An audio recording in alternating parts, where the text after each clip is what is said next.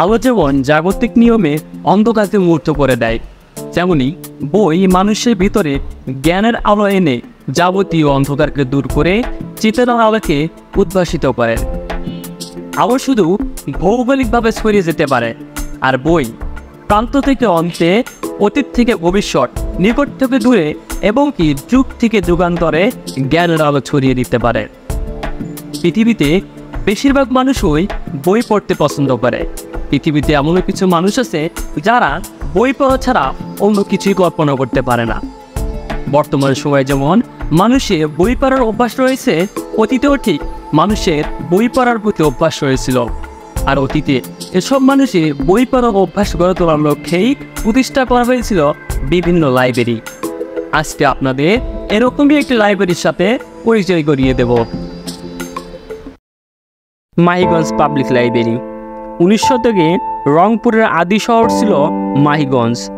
মানুষের মধ্যে বই পড়ার অভ্যাস গড়ে তোলার লক্ষ্যে তাজহাট জমিদার গোপাল লাল রায় 1910 সালে মাহিগঞ্জ পাবলিক লাইব্রেরি প্রতিষ্ঠা করেন।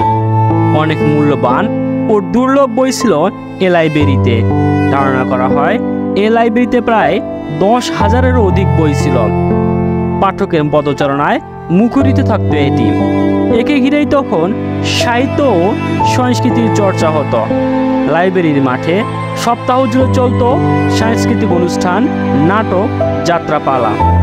অনুষ্ঠানে জমিদার গোপাল লাল রায় অতিথি থাকতেন। মুক্তিযুদ্ধের সময় পাকিস্তানি হানাদার বাহিনী লাইব্রেরিটিকে ধ্বংস করে। তারা এটিকে রাজাকারদের ক্যাম্প বানায়। লাইব্রেরি বই জ্বালিয়ে রান্নাবান্নার কাজ করেন।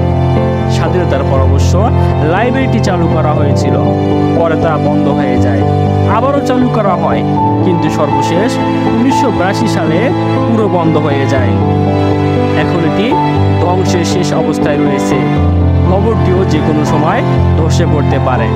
এলাকাবাসী দাবি, পুরাতন এই ভবনটি ভেঙে নতুন ভবন নির্মাণ করে এর পুরনো ঐতিহ্যকে ফিরিয়ে আনা সম্ভব। এর জন্য সরকারের পৃষ্ঠপোষকতার প্রয়োজন।